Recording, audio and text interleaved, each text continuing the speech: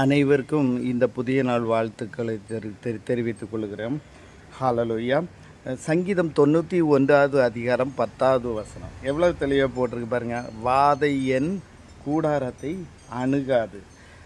அதற்கு தொடர்ச்சியாக 103வது அதிகாரம் சங்கீதம் 3வதுலேருந்து 5வது வசனம். கர்த்தர் என் அக்கிரமங்களை எல்லாம் மன்னித்து என் நோய்களை எல்லாம் குணமாக்கி விட்டார்.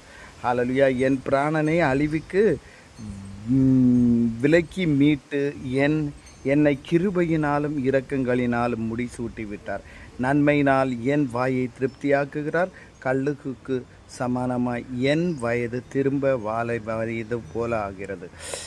இதே சங்கீதம் 107வது அதிகாரம் 20வது வசனம். கர்த்தர் தம்முடைய வசனத்தை அனுப்பி என்னை குணமாக்கி என்னை அழிவுக்கு தப்பிவிட்டார். பாருங்கள், வேதத்தில் சில காரியங்கள் நம்ம உலகத்தில் எப்படி இருக்கிறோமோ அதை